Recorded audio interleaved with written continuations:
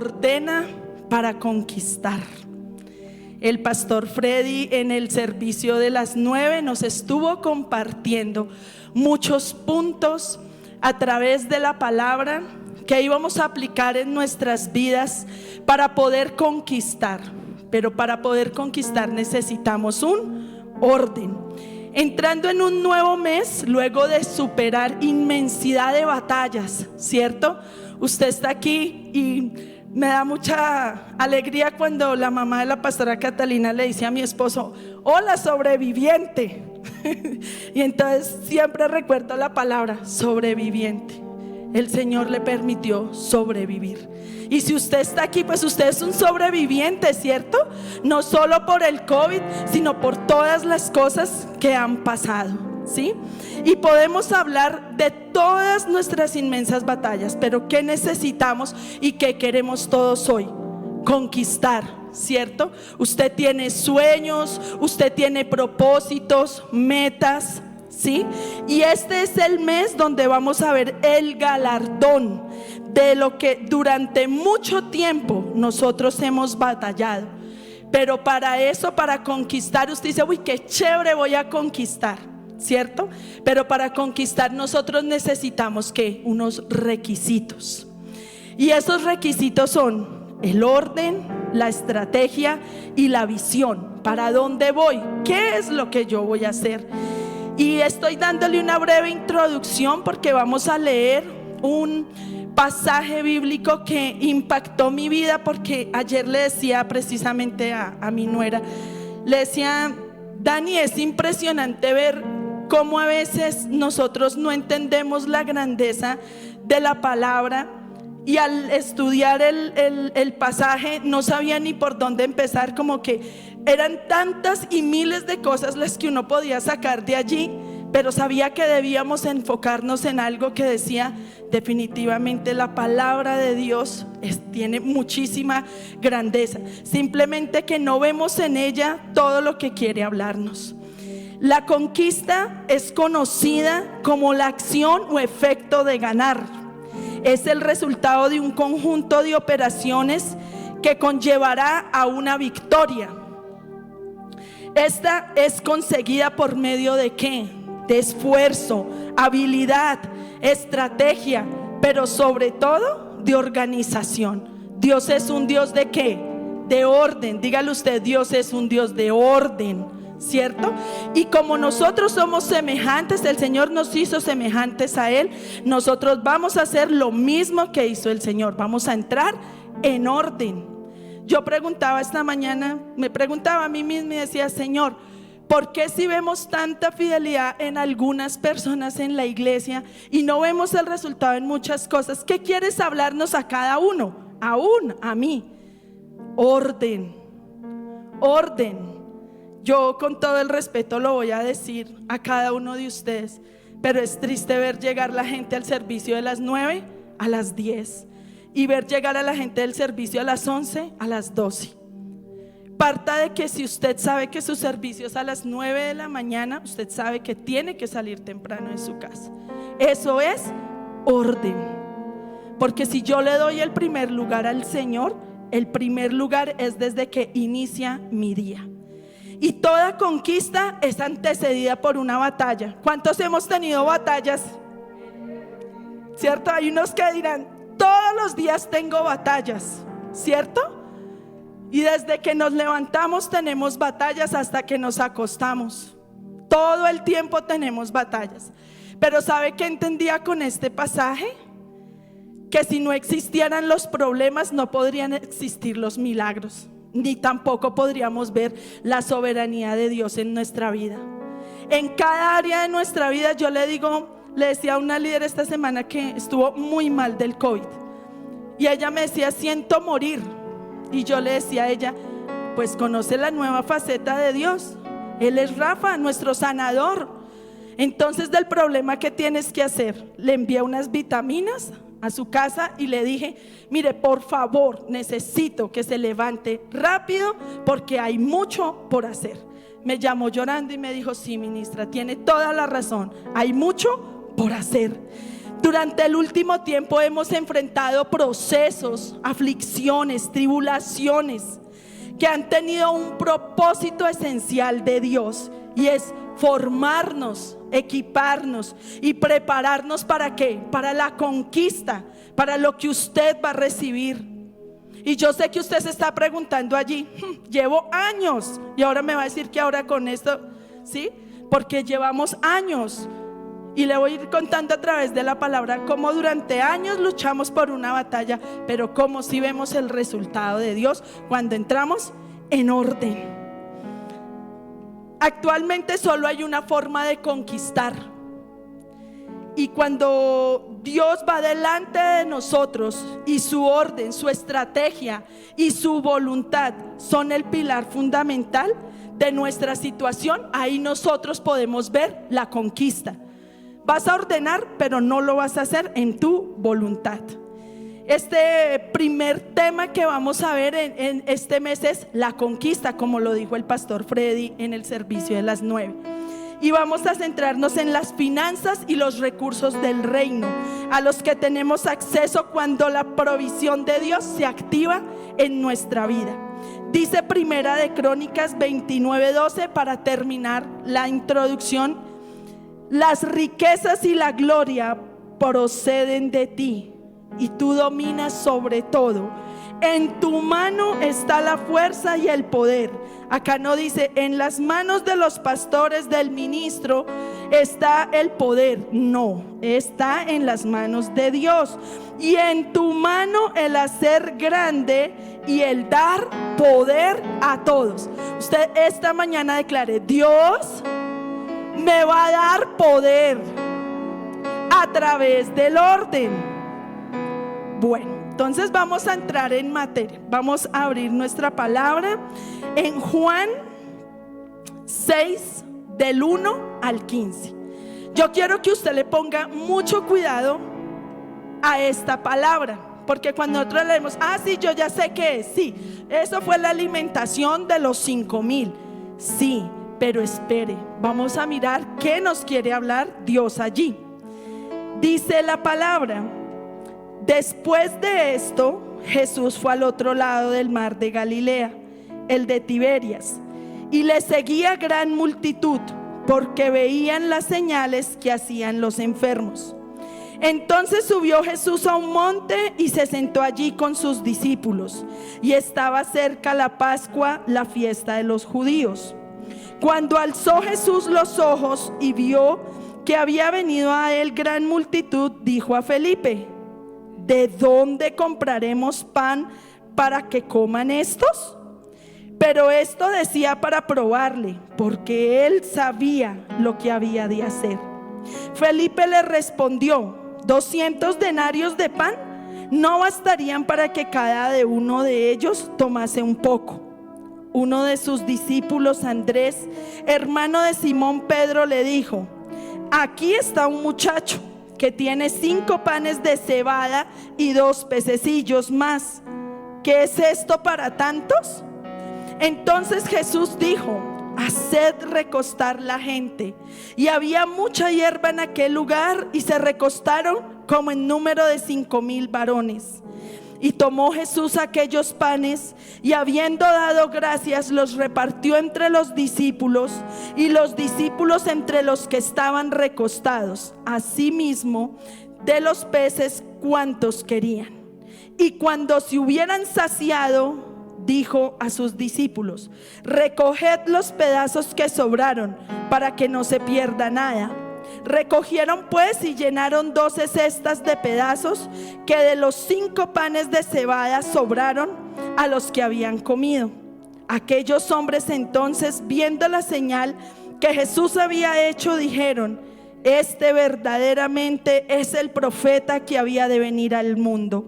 Pero entendiendo Jesús que iban a venir para apoderarse de él y hacerle rey, volvió a retirarse al monte él solo. Amén. Para comenzar, es muy importante entender que este es el único milagro que está en los 4 evangelios.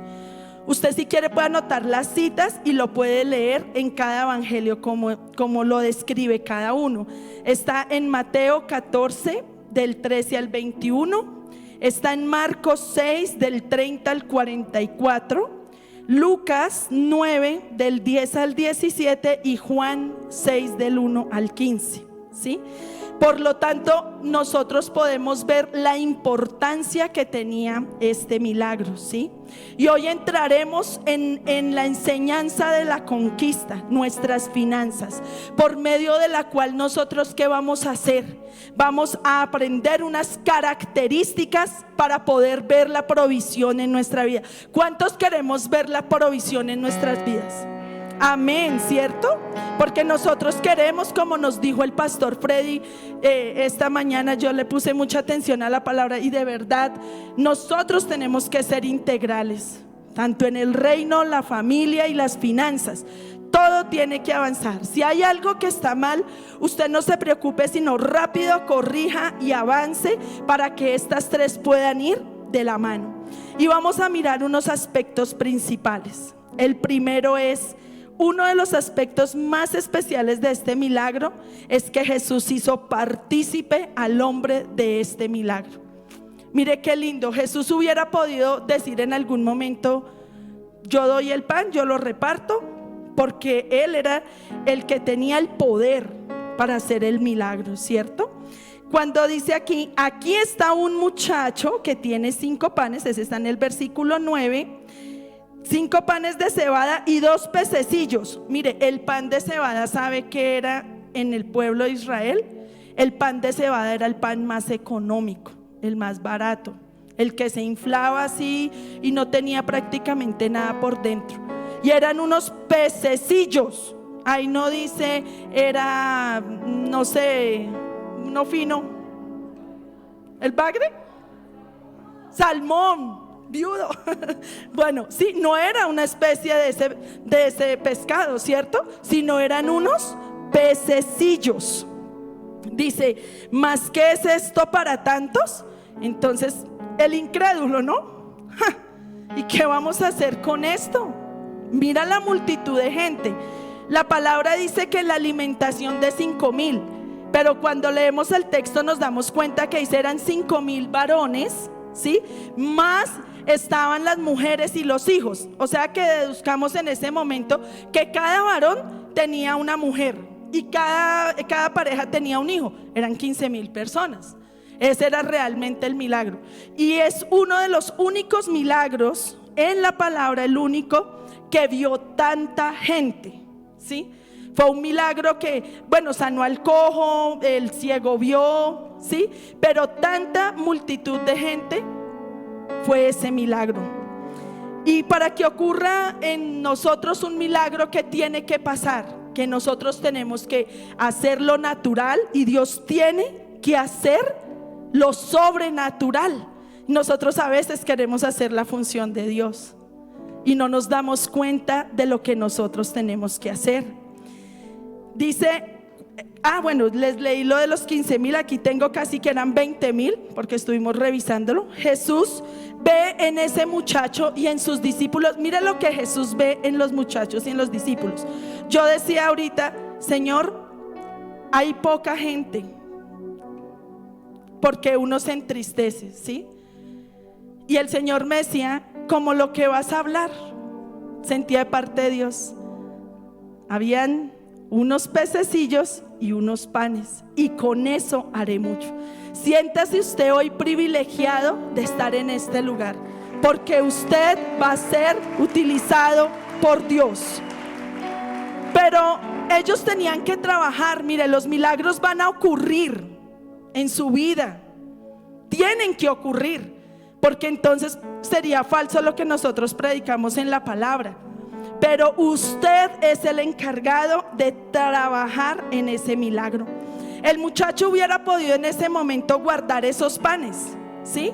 Pero mire, él salió y ¿qué dijo? Dijo, yo tengo esto, es lo único que tengo. ¿Qué tienes en tus manos? ¿Qué tienes? ¿Un pequeño ministerio? ¿Qué tienes? A veces a mí, cuando la gente me dice, ay, ministra, que si puede ir a orar, A mí me aterra que la gente no pueda ver lo que yo veo. Yo se lo he dicho a mucha gente aquí, yo veo lo que Dios vio en mí.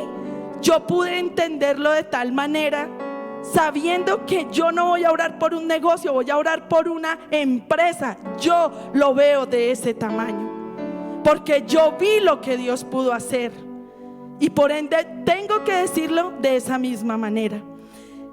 El segundo aspecto es: la fe más la obediencia traerá multiplicación. Porque a veces tenemos todas las cosas, todos los ingredientes, usted los tiene, ¿sí? Pero muchas veces no sabemos complementar esos ingredientes para que pueda haber una multiplicación.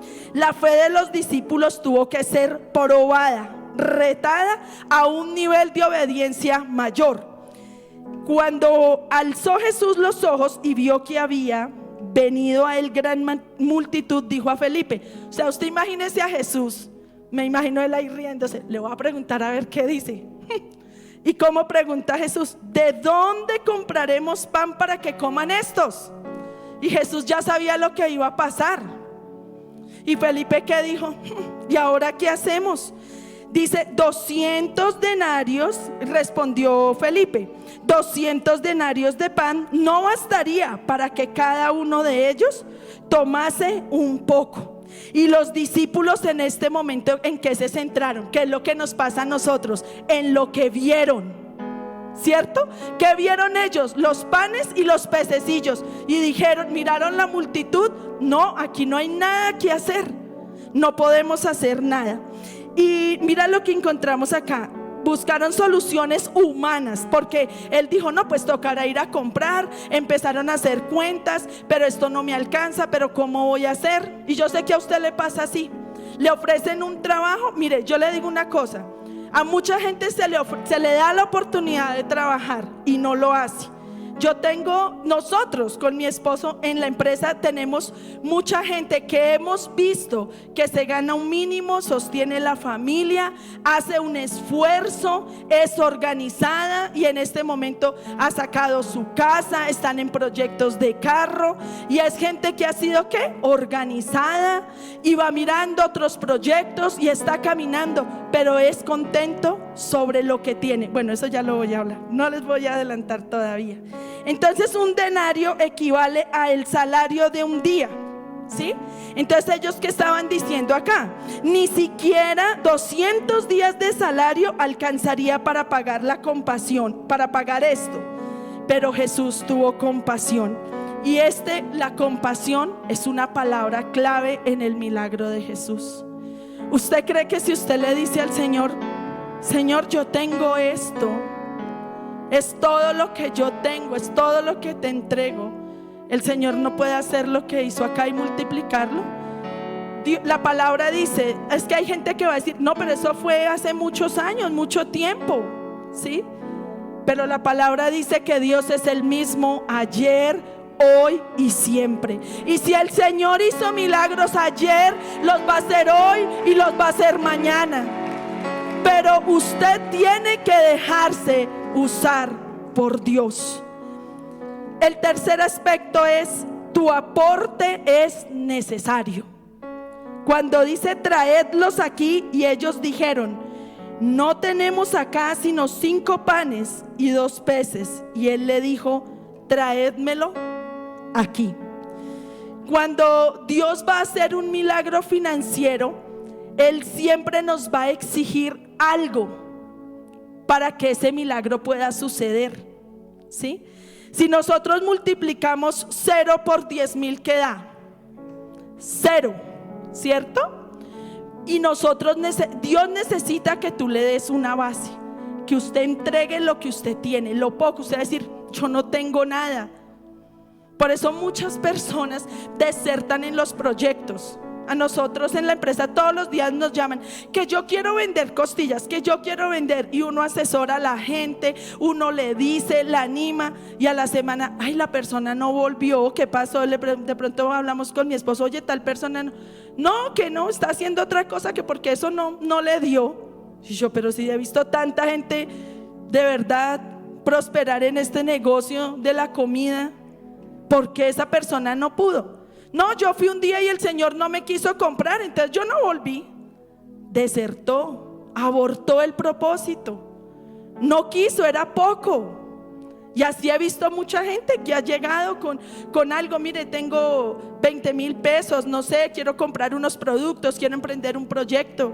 Y la hemos visto crecer, ahora los vemos llegar en camiones, tener empleados. Y uno dice, Señor, bueno, ese es el que cree en Dios. Un cuarto punto es: el orden provoca el milagro. Mire, este es fundamental. El orden. El orden. Empecemos desde acá. ¿A qué hora se levanta usted?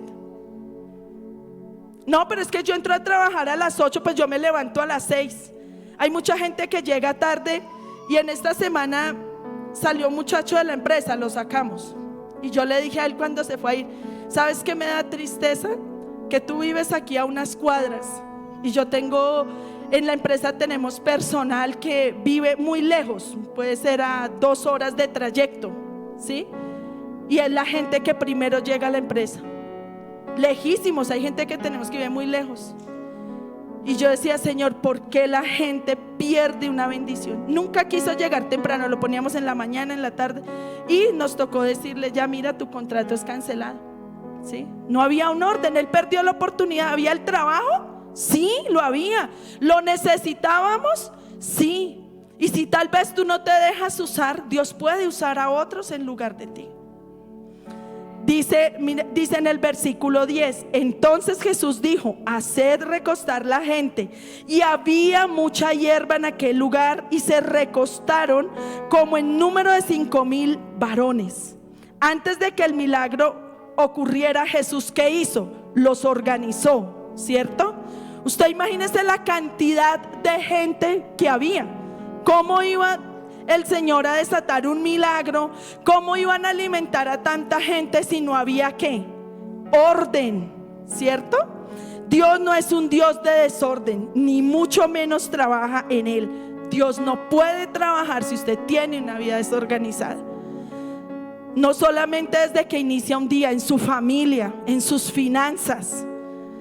Yo digo, Señor, gracias por el varón que pusiste a mi lado, porque mi esposo se pasa de organizado y yo siempre fui más desorganizada en las finanzas. Y yo le decía que día él, estábamos en una charla como un poco alterados, y yo le dije: pero yo le doy gracias a Dios porque aprendí a ahorrar por ti, ¿sí? Porque eso me confronta mucho. Él me llevó al orden y entendí que gracias a Dios, si en mi casa hay orden, que es mi esposo, que yo me sujeto a mi esposo, ¿cierto? Empieza a haber ¿qué? Un orden. En nuestra casa hay orden, hay reglas que hay que cumplir. Es muy diferente el tiempo que estamos viviendo, pero en nuestra casa hay reglas y hay que cumplirlas. Entonces, organiza tu presupuesto. Ministra, pero es que a mí no me alcanza la plata. Pero ¿qué pasa? ¿Tienes deudas? Sí, claro, debo 4 tarjetas de crédito, ministra, pero ¿qué hacía? Financié el mercado, me saqué una nevera, compré esto, aparentando, los ve llegar uno en taxi, en carro. ¿Y qué pasó? No, yo vivo súper en deuda. ¿Y 10 más? No, pero ¿de dónde si no me alcanza? Entonces yo siempre le digo algo a las personas: ¿tú pagas el agua? Sí. Y si no la pagas, me la cortan. Ah, bueno, si no das los diezmos, también Dios te corta la bendición. Así de sencillo. Y nosotros podemos testificar en esta casa, mire, en esta casa. Yo decía: Señor, ¿de dónde hay tanta fidelidad de diezmar, de ofrendar? Porque yo soy súper cansona con ese tema. Y a los muchachos, nuestros hijos trabajan con nosotros, entonces cuando les van a pagar, no los olvide los diezmos. Ay, sí, pero ellos saben. Y es un principio que hemos marcado en ellos, ¿sí? Y yo decía: Señor, ¿de dónde tanta unción? ¿De dónde tanto amor? ¿Y sabe por qué? Porque nuestro Padre, el pastor Marcos, nuestro Padre espiritual, es lo que ha sembrado en nosotros. Y la bendición que está sobre él cae sobre su equipo, de su equipo, hacia toda la gente de la iglesia, y así nosotros podemos recibir una bendición. ¿Cómo está tu vida espiritual? ¿Estás orando? ¿Estás llevando la palabra? ¿Has organizado tu tiempo o nunca tienes tiempo? Yo le invito a que le comento algo para que usted lo entienda. Dios no llama a desocupados. Dios llama a la gente que está ocupada. Yo siempre quise poner excusas y el Señor me dijo: no hay ninguna para que no hagas lo que yo te mandé a hacer. Y el Señor nos da el tiempo para todo. Cuando el pastor nos dice de reuniones, de cosas, yo siempre digo: Señor, yo entendí, y el orden es primero tú eres el primero. Y yo sé que si le doy ese orden, dándole el primer lugar a Dios, así mismo Dios lo va a hacer en mi vida. Que cuando yo necesito algo, Él lo va a suplir, porque Él conoce mi necesidad y Él dice: ella está en orden, le voy a dar más aún de lo que tiene. Eso es lo que Dios hace con cada uno de nosotros. Mire, yo estoy confrontada. El jueves estuvimos con mi esposo en una casa de bendición y de verdad lloré, porque yo decía: Señor, la gente tiene unos desplazamientos fuertes en unas lomas. Había que subir una pendiente y cuando subí me dio susto la pendiente, no ir al lugar. Yo quería ir con mi esposo, pero me sorprendió ver cómo la gente llegaba. Me sorprendió ver cómo la gente: ¿de dónde vienes? No, de más, 3 barrios más arriba. ¿Y en qué te viniste? ¿A pie? ¿A pie? Y todo el camino me fui pensando: la gente camina, la gente se organiza. Es una manada pequeña, pero se los digo, el Señor los va a bendecir de una manera sobrenatural, porque en sus manos han sido puestos pececillos y panes de cebada, que el Señor va a multiplicar si siguen haciendo las cosas en ese orden. El quinto punto: agradece y bendice lo que tienes. Agradece. Te salió un trabajo, vuelvo y te coloco el ejemplo. Y en la empresa, por ejemplo, nosotros, cuando llamamos, ¿cuánto pagan? ¿Cuál es el horario? ¿Y qué dan? Yo a veces digo: Señor, una clave del éxito de mi esposo y mío fue que nosotros siempre amamos el lugar donde trabajábamos. Siempre dimos lo mejor. Siempre llegábamos de primeras. Siempre eran los últimos que nos íbamos. ¿Sabe qué hicimos con todo esto? Nos volvimos confiables para Dios. Y usted hoy tiene que decir: Señor, necesito ser confiable para ti sin soltar lo que tú me has dado. Jesús dio gracias y bendijo. Mire que fue lo primero que ocurrió, porque en ese momento era algo pequeño, pero entonces a usted, por ejemplo, le dieron una ofrenda pequeña hoy. Alguien salió y le regaló, digamos, 2,000 pesos. 2,000 pesos, ¿yo qué hacer con 2,000 pesos? ¿Sí? Eso es lo que humanamente yo puedo pensar. Pero si yo tomo esa ofrenda y digo: Señor, gracias, tú no sabes yo cuánto necesitaba esto, Padre, gracias, yo hoy te bendigo. Mire, se lo aseguro que ese día le van a pasar cosas extraordinarias, se lo aseguro. La acción de gracias desata el poder sobrenatural de la multiplicación. Y le voy a decir algo: cuando no somos agradecidos, se reduce lo que tenemos. El corazón egoísta siempre ve poco. El corazón agradecido ve abundancia. Ve abundancia. Señor, gracias. No importa dónde tú me llevaste, pero voy a hacer lo mejor, Señor. Voy a hacer todo lo mejor. Conseguí un trabajo y estoy ganando poco. Allí no importa, voy a hacer la mejor. Voy a ser excelente. Voy a ser agradecida, Señor. Hoy mi corazón se siente agradecida de estar aquí. Y le digo: Señor, gracias. Y yo entiendo que no es porque yo tenga una cualidad o sea más que alguien. Yo he entendido que tuve gracia de parte de Dios.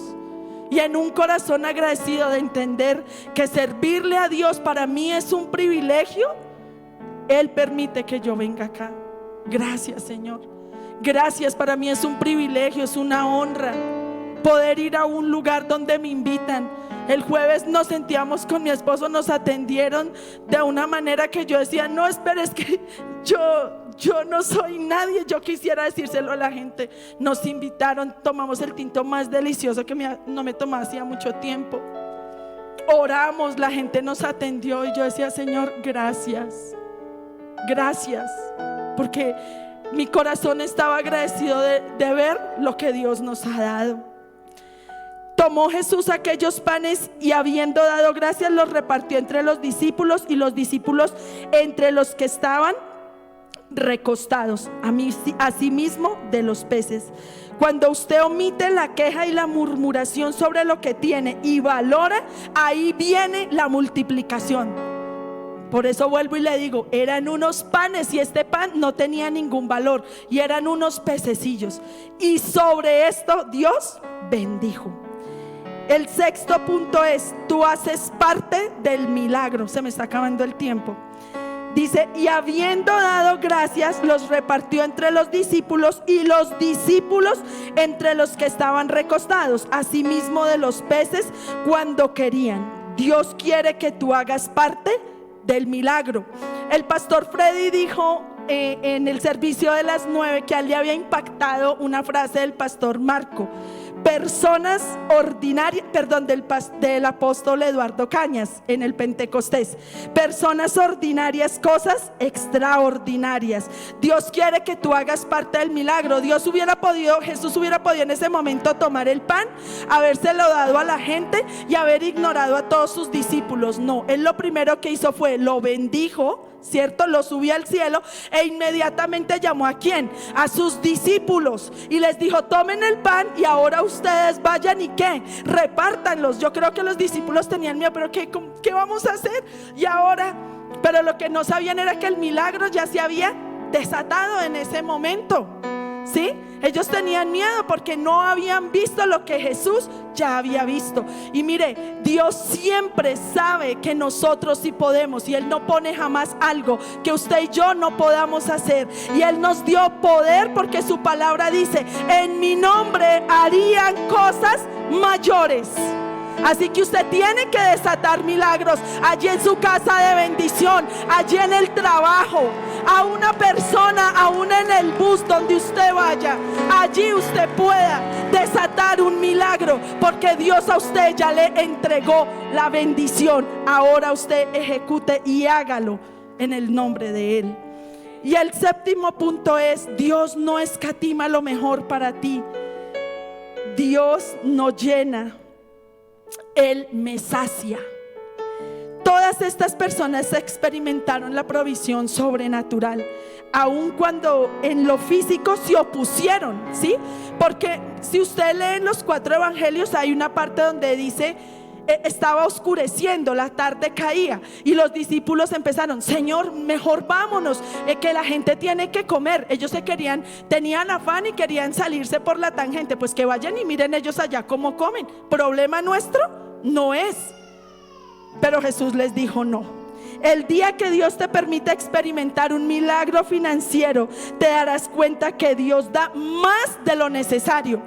Leyendo el contexto y debatiéndolo con Daniela, la esposa de Santiago, ella me dice, Marce, yo creo porque sobró pan, porque yo le decía a ella, es que al final habla de que sobra, ¿sí? Y ella me decía, Marce, yo creo que el joven que fue y entregó lo poco que tenía, él tenía unas pocas, los peces y el pan, ¿cierto? Jesús, ¿qué vio? Él entregó todo.